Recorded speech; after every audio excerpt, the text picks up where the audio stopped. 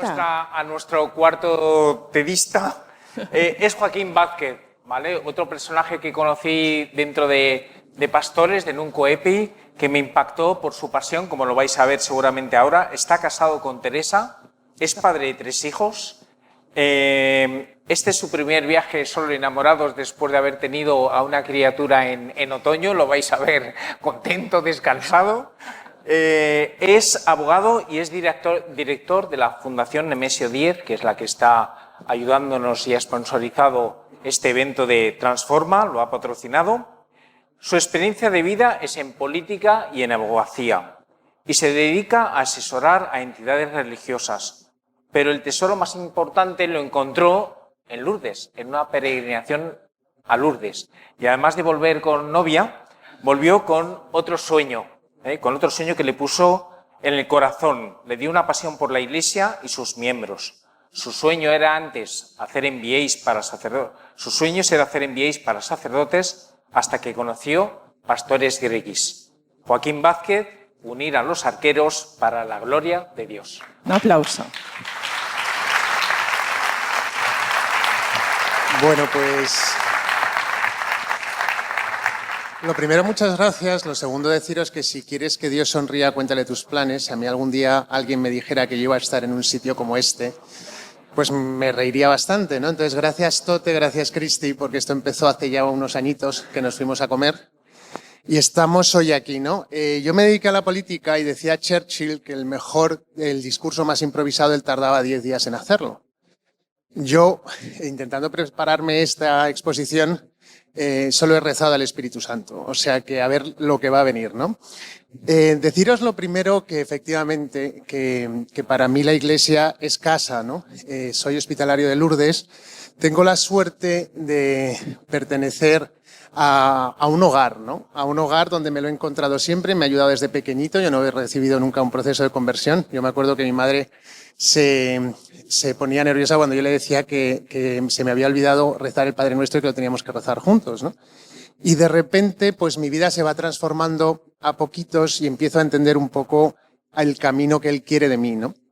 Efectivamente, yo me dediqué a la política, soy el chalao que demandé a mi presidente de partido, Mariano Rajoy, por no cumplir con los estatutos del Partido Popular. Creía que no cumplir con la norma era fallarnos a todos, ¿no? Aunque fuera presidente de gobierno.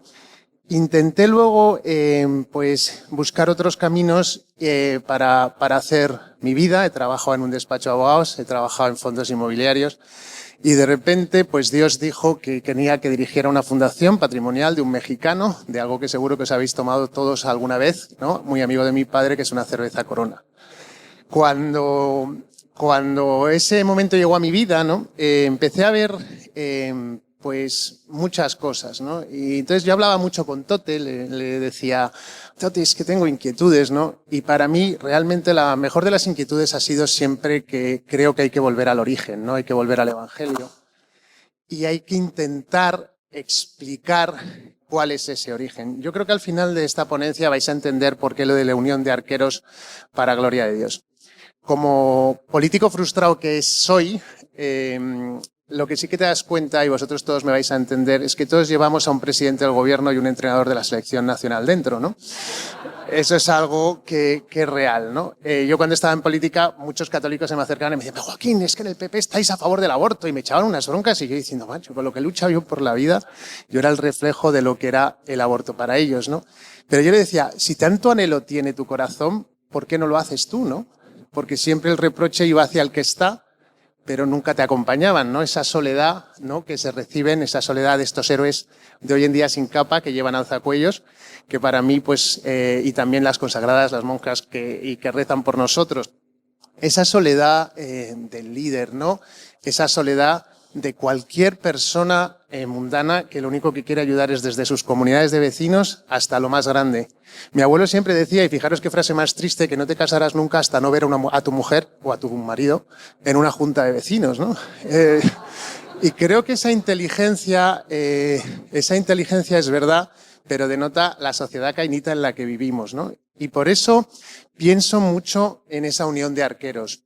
Si vosotros os imagináis, iba a poner fotos, pero también es que creo que esta charla, ¿no? Cuando yo la empecé a rezar, decía, no podía distraeros, pero todos los que estáis aquí sois arqueros.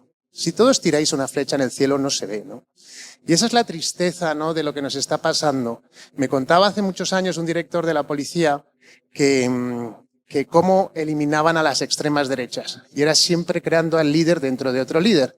Entonces, yo empecé a escuchar y era, no, porque mira, se monta Falange, ¿vale? Falange, fenomenal.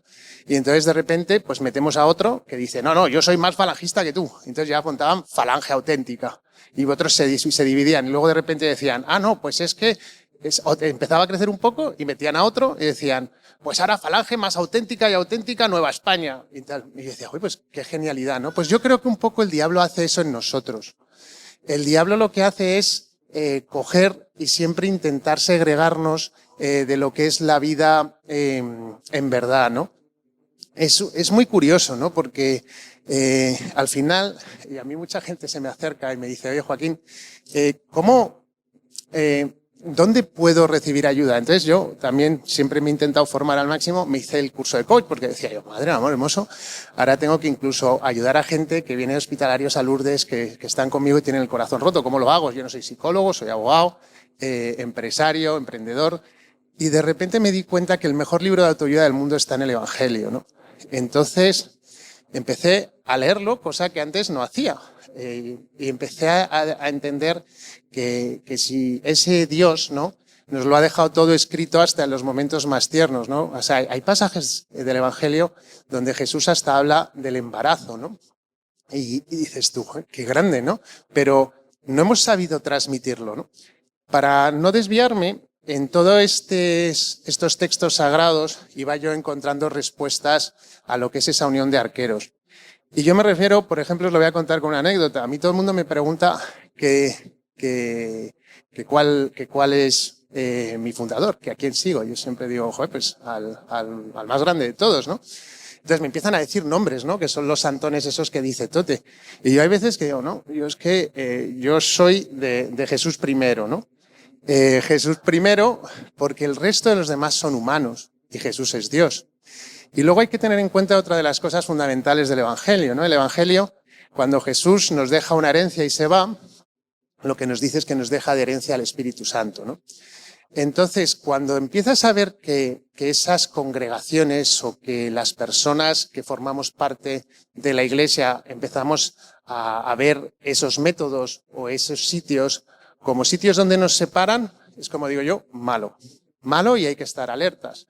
Yo era muy contrario a Emaús, con uno de mis mejores amigos lurdianos siempre decíamos, no, es que Emaús es un sitio donde un pobre borracho de Brooklyn acaba siendo obispo. Entonces, nosotros estábamos muy asustados con Emaús. Entonces, pero yo hice Emaús, ¿no? Porque el desconocimiento hace que critiques y juzgues sin tener la verdad. Y yo fui a Emaús y me encantó Emaús. Me encantó Emaús, pero me dolió Emaús. Y os cuento por qué. Veo que la iglesia es ahora un hospital de campaña, ¿no? O sea, perdonad que me emocione, pero es que lo veo así. Es un hospital de campaña donde estamos viendo que la gente llega herida. Y yo soy de los que creo que tenemos la santa revolución de llegar desde que son niños, ¿no? Yo ahora tengo 3 hijos y les veo y veo al mundo líquido al que se están enfrentando y se van a enfrentar y me da pavor. Entonces, perdonad que me emociono. Voy. En todo esto, lo que sí que os quiero decir es que tenemos esa responsabilidad de llegar antes y eso lo hacemos unidos, ¿no? Entonces, a ver si puedo conseguir un poco de agua. Perdonad. La tengo aquí, dame. Esta es la mía.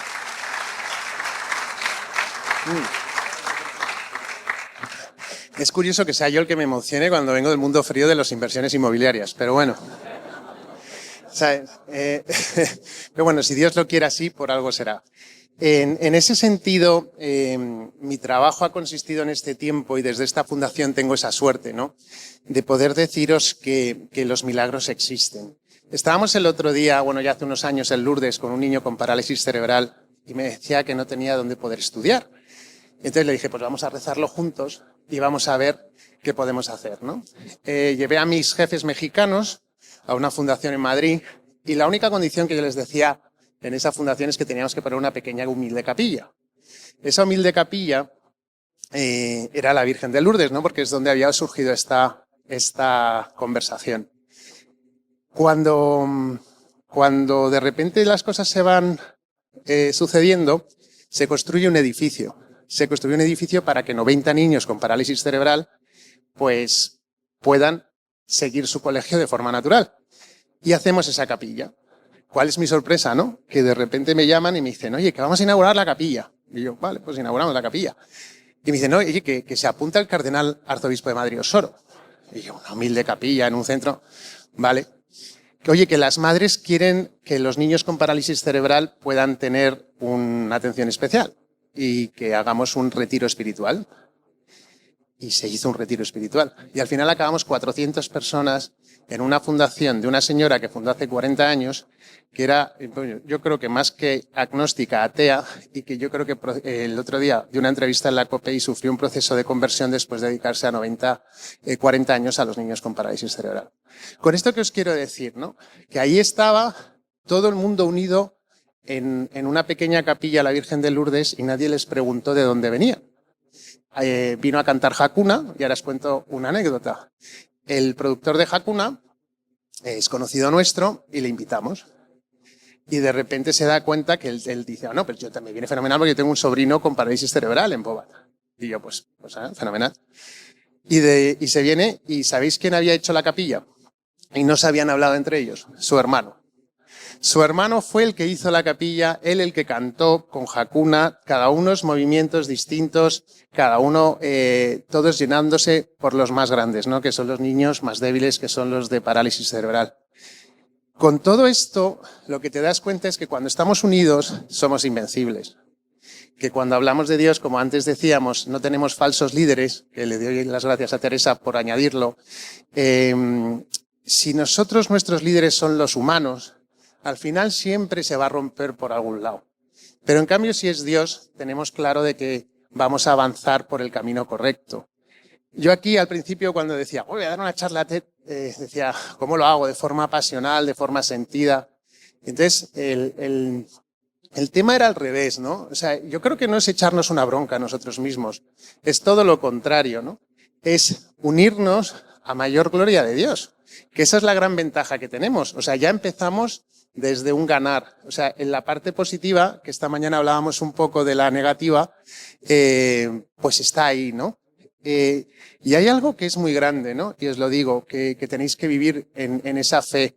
Desde los que no formamos parte de estructuras, hay veces que estamos un poco huérfanos, sí que entendemos que las parroquias pueden ser otra vez el origen de la evangelización, porque es el lugar donde todos podemos ir a buscar siempre la Eucaristía. Y al final es la Eucaristía lo que nos va a hacer unirnos y ser más grande. Y hay mucha gente que me pregunta, y yo supongo, aquí me perdonen los sacerdotes, que yo siempre digo a mis amigos, ¿pero habéis comulgado? Y dice, es que, digo, comulgar, por favor. Porque eso es lo que nos hace grandes como católicos. Muchas veces le ponemos un montón de normas que son preciosas, la liturgia es espectacular y hay que cuidarla, pero lo que tenemos que tener en cuenta también es el origen de Cristo, ¿no? Es su humildad, es cómo se acercó a los pastores, cómo se acercaba a esos discípulos. Y esos discípulos pudieron tener todos la tentación, ¿no? Aquí lo vemos con la Virgen del Pilar, y cuando nuestro querido Santiago Apóstol tuvo dudas de fe, que vino la Virgen a verle, hizo un pilar y dijo, aquí va a estar la fe de la Iglesia en este país, ¿no? Pues que tener la tentación de montar 12 iglesias distintas. Cada discípulo se fue a un lugar, pero todos siguieron con un designio, ¿no? Que fue el mandato de Jesús. De aquí, en esta unión de arqueros, por la que ahora imaginaros todas vuestras flechas juntas saliendo de Transforma a cambiar un poco el mundo, la cantidad de cosas que se pueden hacer, sí que os decía, como antes, que volviéramos al Evangelio, ¿no? Yo rezando, me pasa otra cosa curiosa, yo soy un fan de un discurso del gran dictador de Charles Chaplin. Me apasiona ese discurso. Y hay un momento dado que dice que es que Dios está en cada uno de nosotros. Volviéndolo a escuchar para estar en esta charla, me di cuenta de algo más grande, ¿no? Que si seguía leyendo en San Juan 17, del 20 al 26, Jesús oraba al Padre y le decía que todos sean uno, los discípulos, pero es más, que todos los que vengan detrás de ellos sean uno, ¿no? Así que ser uno y vamos a por todas.